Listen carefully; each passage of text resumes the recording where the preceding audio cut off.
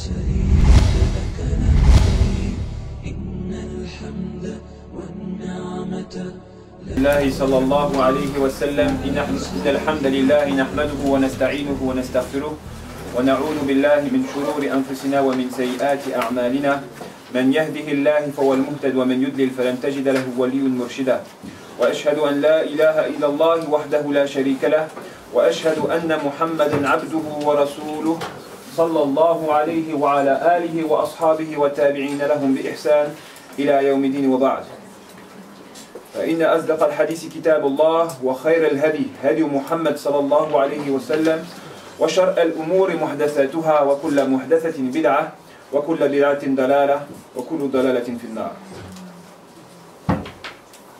Donc de l'importance de connaître notre ennemi.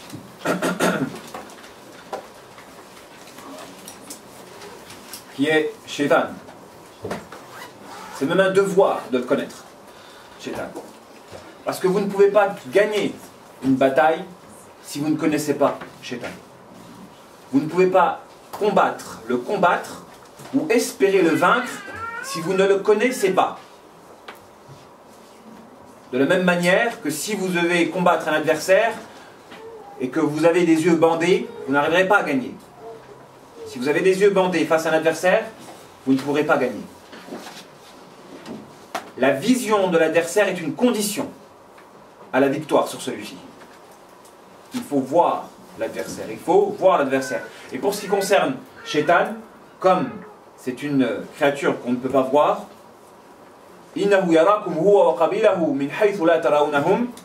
s'adressant en parlant des shayatines, on peut le palper par la foi.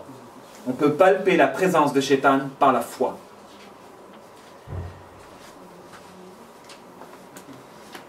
Il est obligatoire de connaître Shaitan, autant qu'il est obligatoire de connaître Allah. Puisque l'être qui va se mettre entre nous et la réalisation de notre objectif, c'est Shaitan.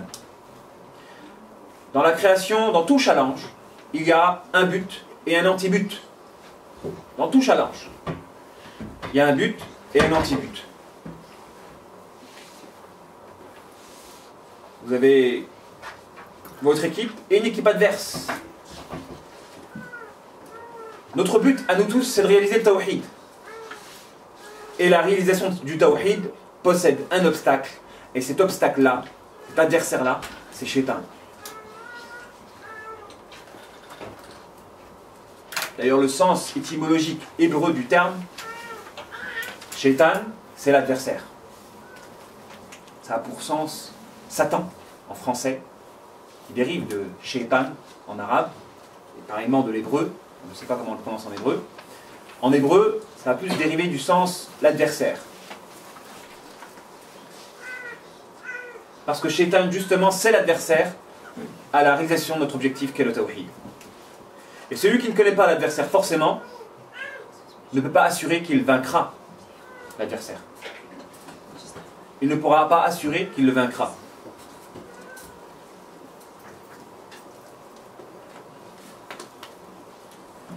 Alors il y a un danger, c'est le danger de déconsidérer Shaitan, de ne pas lui accorder d'importance. Et il y a une différence entre avoir la foi en Satan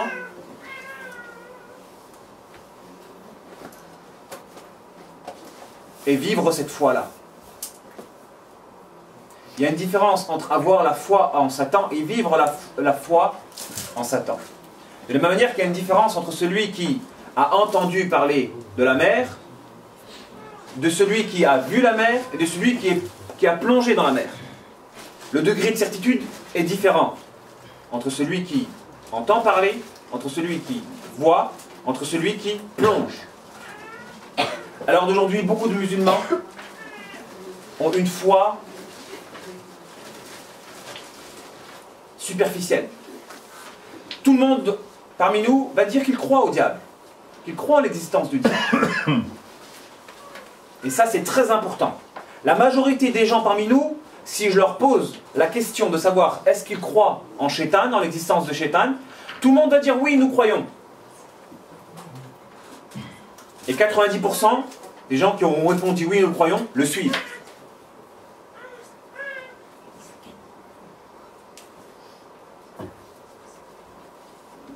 « 90% de ceux qui croient au diable le suivent. Est-ce que leur croyance est effective ou pas? Est-ce que c'est une croyance utile? Est-ce que celui qui croit que le feu brûle et qui, malgré sa croyance au fait que le feu brûle, il met sa main dans le feu, est-il raisonnable? Croit-il réellement? Ou sa croyance n'est uniquement de surface? On vit une époque où nous avons la foi, mais une foi de surface. Pareillement, à l'endroit d'Allah, si je vous pose la question, est-ce que vous croyez en Allah? Vous allez tous me répondre oui.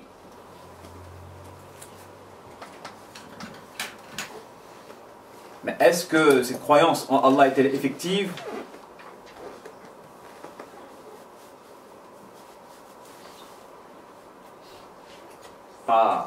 Pour 90% des gens parmi nous, non.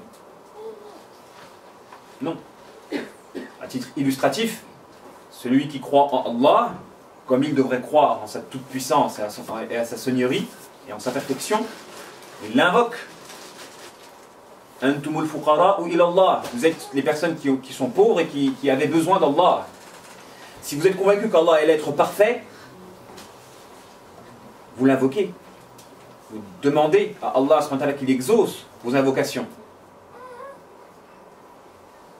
Si durant une journée de 24 heures, vous n'avez pas levé les mains pour invoquer Allah, est-ce que votre croyance en sa toute puissance est effective dans votre vie? Inch'Allah. Si tu vas aller derrière,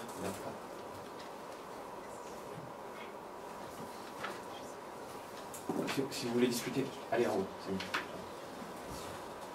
Donc pour que la croyance soit effective, il faut vivre cette croyance-là. Et alors d'aujourd'hui, on vit une époque où la majorité des musulmans ne vivent pas leur foi.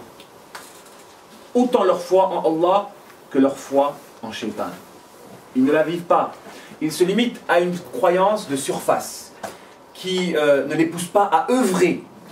Parce que si vous étiez convaincu que Shaitan vous guette à chaque instant, qu'il se nourrit de votre propre perte, qu'il s'en réjouit même, est-ce que vous irez dans son sens en désobéissant à Allah quand lui n'attend que ça?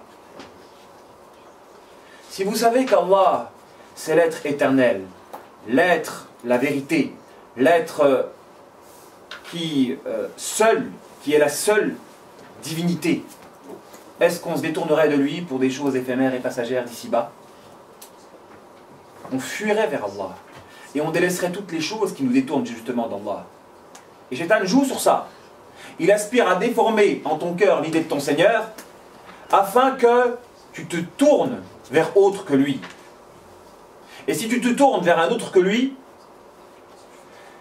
Allah va te rendre malade en te rendant dépendant d'un autre que lui.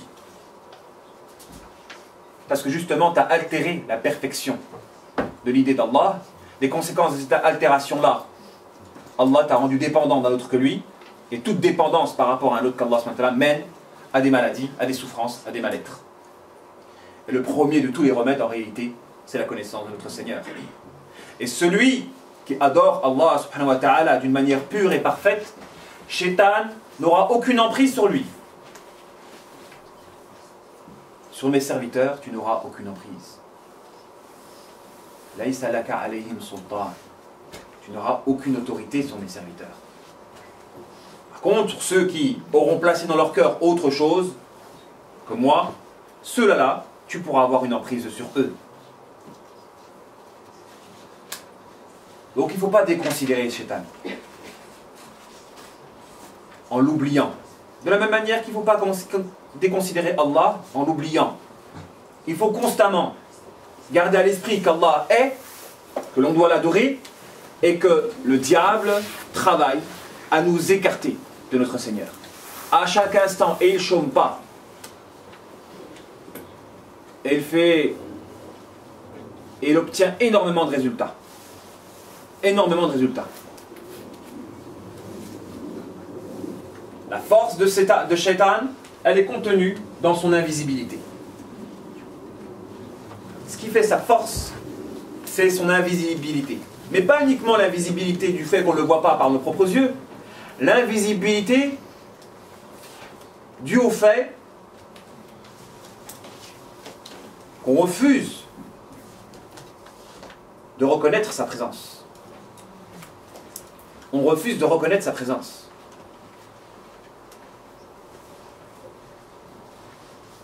Certaines personnes, par exemple, ils renient la possession. Ils ne croient pas en la possession. Ne pas reconnaître ou ne pas croire en la possession quand celle-ci est réelle et effective, c'est en quelque sorte protéger le diable dans son projet de destruction. Parce que ce qui fait la force de Shaitan, c'est son invisibilité, c'est le fait de ne pas exister à vos yeux. Si il arrive à vous faire croire qu'il n'est pas là, il a gagné. Parce qu'il pourra continuer à vous manipuler sans être inquiété. Tout simplement. Parce que si vous êtes convaincu qu'il est présent, vous allez vous défendre et l'attaquer. Mais si il arrive à vous faire croire en votre conscience qu'il n'est pas présent, en se rendant absent à vos yeux, à votre conscience, là il a gagné. C'est clair, il a gagné. Pourquoi? Parce que vous n'allez pas lui remettre sur le dos vos égarements, vos déviations, etc., etc. Alors qu'il est là à chaque instant. Chacun d'entre nous possède un démon à ses côtés et un ange à ses côtés. Un ange qui lui inspire le bien et un démon qui lui inspire le mal. On a tous un qarin, un diable à nos côtés. Et celui qui, durant toute sa vie, ne prend pas conscience qu'il a un diable à son côté qui lui insuffle le mal afin de le mener justement à la perdition, est-ce qu'il sera sur ses gardes? Est-ce qu'il sera sur ses gardes? Du coup, il est fondamental et important de générer une croyance par laquelle nous pouvons combattre palpablement le démon.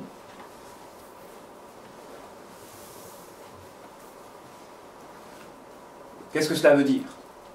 Le fait de palper le démon dans notre combat. Comme Shaitan est invisible, il faut essayer de le mener, de l'emmener vers un terrain où il peut le devenir. Là, c'est important. Parce que si vous arrivez à maîtriser ce principe-là, vous arriverez à terrasser le diable. Il faut emmener le diable vers un terrain où vous pouvez palper sa présence. De quelle manière? Par la voie de l'autodépassement. Shaitan ne veut pas que vous vous épanouissez, que vous vous réalisez. Il veut que vous souffrez. Il veut que vous soyez isolés. Ainsi, emmenez-le sur le terrain de l'autodépassement, du challenge. Là où lui ne veut pas que vous vous dépassez. À l'exemple de la dawa de rue. On vous a demandé de faire la dawa de rue et la majorité des personnes avaient une boule au ventre. Cette boule au ventre, c'est le diable qui ne veut pas que vous la faites. Et si vous êtes conscient que c'est le diable qui ne veut pas que vous la faites, vous le palpez par la douleur au ventre. Ainsi, vous pouvez, en vous dépassant, terrasser votre adversaire qui, lui, se renforce par votre affaiblissement. La force du démon n'est consécutive que de votre faiblesse. Un diable n'est fort que parce que vous êtes faible. Devenez fort, et lui redeviendra faible. Et si vous arrivez à amener le diable sur un terrain dans lequel vous pouvez le confronter, le combattre, palper justement sa présence, donc ses lourdeurs, et lui, qu'est-ce qu'il veut, Shaitan? Il ne veut pas que vous combattez, que vous vous autodépassez. Il veut que vous prétextez vos laideurs et vos faiblesses. Que vous trouvez des prétextes et des barricades, que vous coffrez justement vos secrets qui font la force du diable, afin que vous soyez faibles continuellement. Continuellement. Cachez, gardez secret les choses qui font vos faiblesses, afin que le démon maintienne sa mainmise sur vous.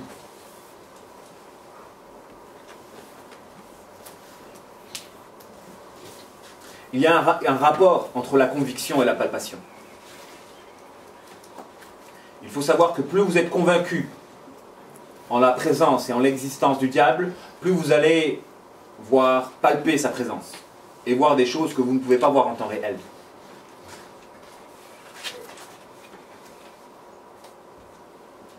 Shaitan, lui, aspire à nous atteindre par la voie des idées.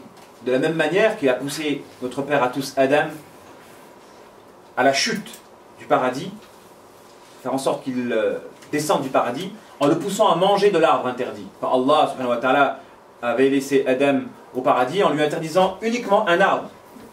Et Shaitan l'a invité justement à manger de cet arbre-là, en falsifiant la réalité vis-à-vis du fruit, en lui disant « Allah t'a interdit ce fruit parce qu'il voulait uniquement t'interdire d'être un être éternel. Mange le fruit et tu pourras avoir un royaume impérissable. »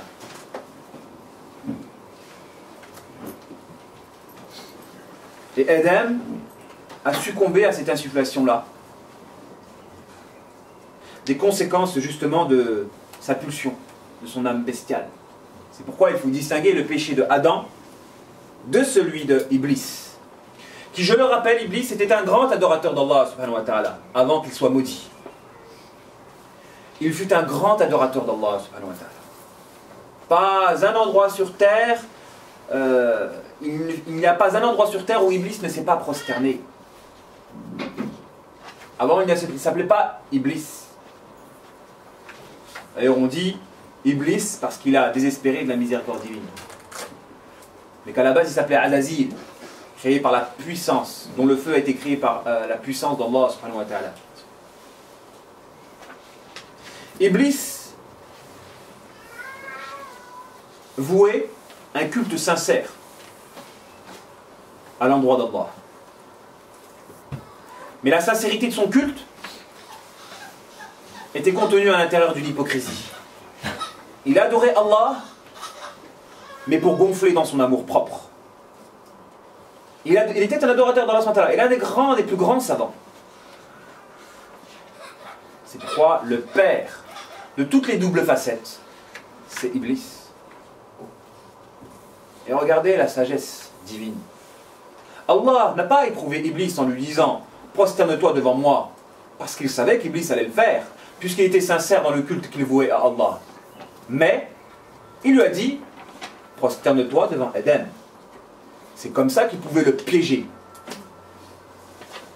Et mettre en évidence le fait que l'adoration qu'il vouait à Allah était relative à son amour-propre, à l'adoration qu'il se vouait en réalité à lui-même. Il cherchait à travers le culte qu'il vouait à Allah à grandir dans son amour-propre. Et pour le piéger Allah, mettre en évidence cette laideur-là, il lui a dit « Prosterne-toi devant Adam ». Parce qu'il y a des doubles facettes verticales et des doubles facettes horizontales. Des gens qui trompent Allah et des gens qui trompent les humains. Et vous avez des gens qui vont tromper Allah des conséquences de leur sincérité vis-à-vis d'une relation par rapport à un humain. Comme une personne qui, pour ne pas vous déplaire, voilà, admettons une sœur, un frère il s'est converti à l'islam, et il a dit, si tu veux rester mon épouse, ben, il faut que tu te convertisses aussi. Et la sœur, par sincérité vis-à-vis de l'amour qu'elle portait à son mari, elle s'est convertie à l'islam, mais d'une conversion relative justement au mari. Donc elle était sincère dans l'amour et la relation qu'elle vouait à son mari, mais hypocrite dans sa relation avec Allah, à tel point que lorsque le mari n'est plus là, l'adoration disparaît. Donc il peut y avoir une hypocrisie verticale, des gens qui trompent Allah, des conséquences de leur sincérité relationnelle avec un humain, comme il peut exister une hypocrisie horizontale, des gens qui trompent les humains, et des gens qui trompent les humains et qui trompent Allah aussi. Iblis, il adorait Allah, mais son adoration était comprise à l'intérieur d'une hypocrisie. Et vous allez voir, c'est lui le père des doubles facettes. Les doubles facettes, des gens qui arrivent justement à éprouver des sentiments diamétraux à votre égard, à n'en rien comprendre, qui vous aiment et vous détestent en même temps, qui sont attentifs à vous et inattentifs en même temps. En même temps. Par le côté amour et par le côté attention, ils se collent à vous et vous trompent. Mais grâce à ça, Shaitan, justement, vous attaque, moyennant la haine qui est derrière et l'indifférence qui est derrière.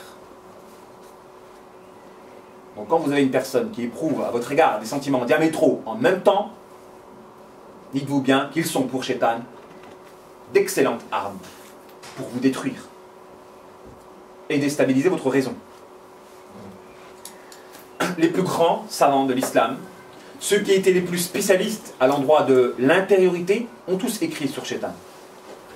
En l'occurrence, Ibn Qayyim al-Jawziyya et Ibn Jawzi, qui étaient des spécialistes justement de la pensée, de l'intériorité, etc.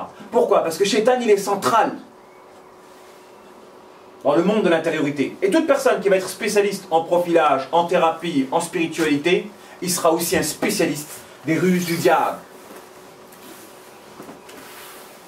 Qui, je le répète, déteste ce que l'on est en train de faire à l'heure d'aujourd'hui, mettre en évidence ces ruses dans la détérioration et l'égarement des humains. La force de Shaitan réside dans son invisibilité.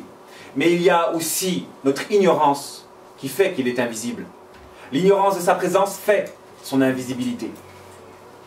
Et c'est pourquoi celui qui est convaincu en la présence du diable arrivera justement, avant tout déjà, à espérer combattre. Ensuite, il lui faut les épaules pour combattre.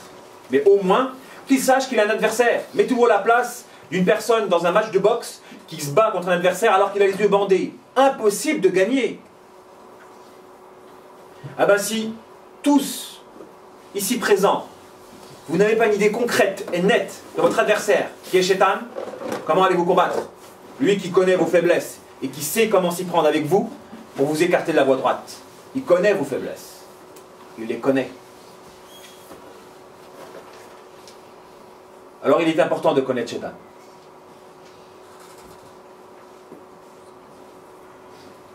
Il est fondamental de le connaître. C'est une obligation. Et beaucoup de versets vont dans ce sens-là. Lorsqu'Allah nous demande de prendre Iblis comme un ennemi.